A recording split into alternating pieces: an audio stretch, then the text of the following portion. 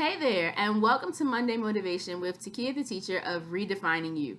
So, today's Monday Motivation is a piggyback to my newest ebook release, which is called Stop Learning and Start Doing. And it's 4 quick tips to get you from playing business to actually doing business. And so, with that book, I felt like it would do everyone some good to just have a little bit more explanation of what the 4 tips are. Because again, the handout is great, but sometimes we need that just teeny bit more information.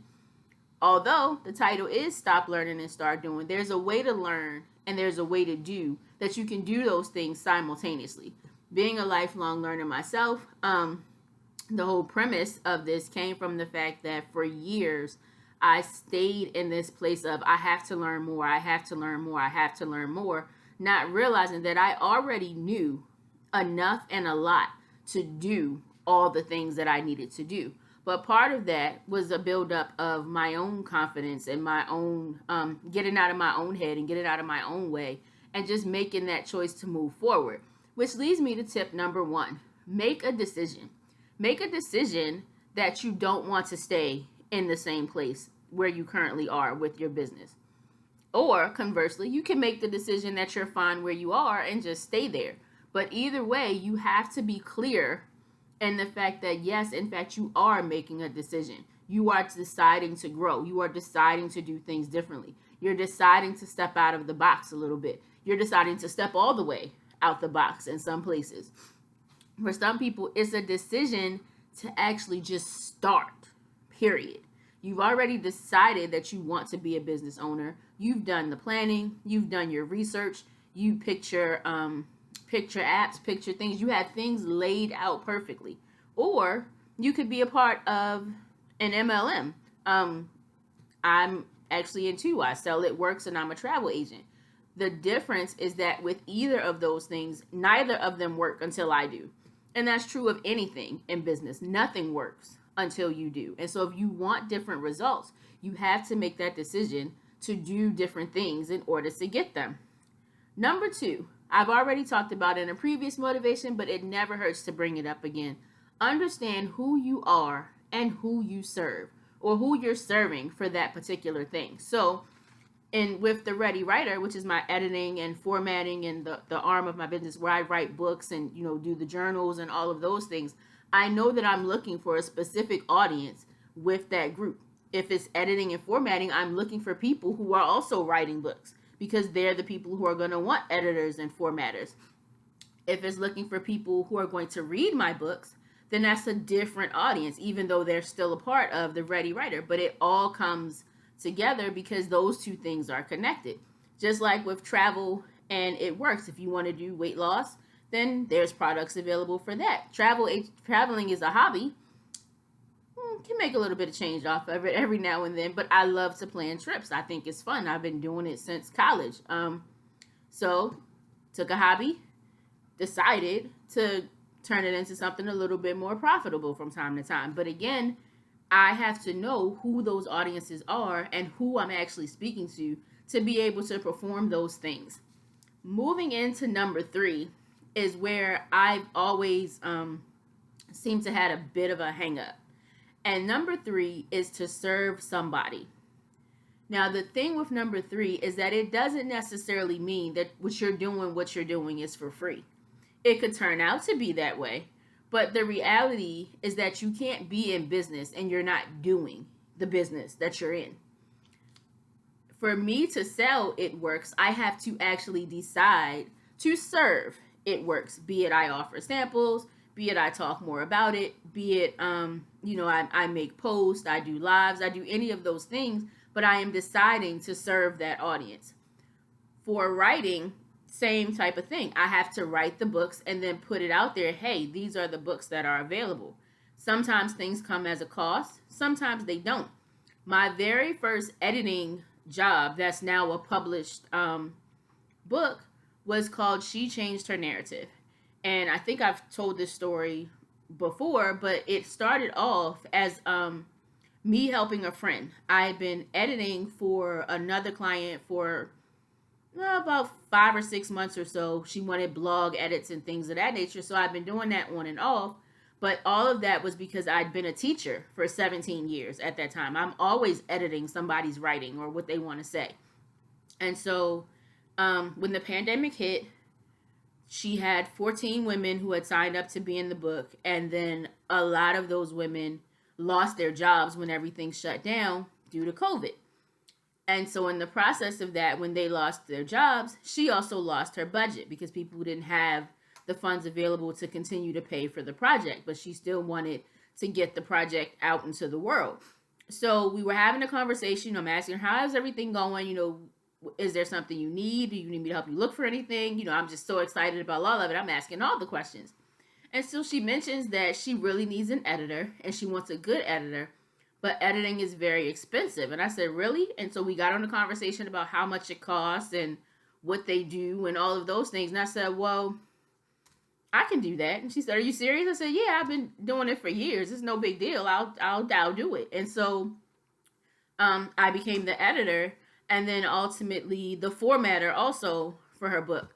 The book dropped in September of 2020. I became a published author and a published editor all at the same day. All because I made the decision to do more with my business. I made a decision to do more with my writing. I made a decision to actually put it out there and help someone. And so from her, I've now gotten paid referrals and paid clients to continue to do what I do and do what I love. And then step 4, stop vibing on free. Now, sometimes it's not the right time to invest in certain things and certain programs. And if you're a person like me who loves classes and you hear the lives and you sit through the webinar and they make the offer at the end and you're like, I really would want to learn more about that. And so you take the dive and you make the investment, and sometimes the investment comes out to be a good one, sometimes not so much. Luckily for me, I have not come across very many that have hit that poor side. But it does happen to people from time to time. But the point is that I realized that in terms of business growth, I could not get anywhere if I just kept going on all of the free stuff. Because what you tend to start seeing and finding out is that everybody's free webinar generally says the same few things, to be honest. I heard so many times, develop your email list, create your customer avatar, decide what you're doing. You need an email list, you need this, you need that. Like, I heard the things so many times that I could almost do certain presentations with the people, but I kept listening to them because I thought there was something that I was missing. And in reality, there was. What I was missing was the fact that I've heard all of these things. I have an idea of how to do them, but I am implementing them poorly because I don't have time at the moment to teach myself. I need somebody to give me the quick and dirty 1, 2, 3 rundown. Do this, do this, do this in this way at this time, and bam, go. That's what I needed. I needed the push. I needed the accountability to say, okay, this is what your goals are this week. All right, let's see where we are with that. Did you get this done? Did you get that done? Those things aren't generally free. You have community groups where you can get some of that for free, but to get the real structured things that you need in order to grow, it may require you to invest in a group coaching or a personal coaching program. And it's okay to do that. But as long as you keep going on everybody's freebie, you're going to keep getting the same information, especially if you keep going to the freebies from the same people. Generally, their scripts don't change too much. Everything kind of always circumvents back around to the main thing, which is the product that they want you to buy. And so they change the titles, but the content is still very similar. You have to move past that point. You have to get to the point where you pick a coach, possibly one, or you may have coaches for different things. I have a style coach. I have a coach that deals primarily with Christian entrepreneurs. I have another one that I have a writing coach for the books and the novels. Who specializes in what things and what you need in order to grow. And so that's how you decide what you're going to invest in. Again, none of these things are free. I'm not a millionaire from it, but I know that being under the guidance of people who have already achieved what I'm trying to get to will help me get there a little bit faster. And then there is a tip 5, which is not on the notes, but I feel like I need to add it anyway. And because this was also one that I struggled with a lot. Tip number 5 is to pick one thing. I'm going to let that sit with you for a minute. So there is this statement that people often make that says jack of all trades but master of none. I don't necessarily find that statement to be true. Some people are jacks of all trades and they're very masterful at whatever the trade is. And it doesn't matter which trade it is they decide to do. Case in point, I'm one of those people. I can teach and teach well. I can write and write well. I can edit and edit well. In picking the one thing, I have to pick the thing that I am going to solely focus on at that time and understand that the other things that I do well at some point in time, they're all going to tie together and they're all going to come into play. But my energy at this particular point in time is to go into this direction. So, perfect example right now, my energy is focused on growing, redefining you, because that's where my current level of focus is. I'm working on growing my coaching program. Doesn't come without struggles, doesn't come without things, but underneath all of that, I'm still the teacher, I'm still the author, I'm still the editor. Things that I choose to put out all kind of still go in that vein, but they're all geared towards building, redefining you. But that was the one thing that I have decided to grow. And because I've made that decision, it's helped me to become more clear and more focused on what I'm doing and how to even use steps 1 through 4 effectively. Because without picking that one thing, you'll be all over the place. And it's a place where I've been many, many times before. Like I had Takia the Teacher, the blog that I was trying to monetize. I wanted to start a coding academy for middle school and elementary school kids. I wanted to start another session for high school kids. I wanted to start one for women, particularly Black women, because there are many who do code, but there are others who kind of want to know but don't want to know at the same time, but they're still interested. So I had an idea to start a class for that. I was everywhere.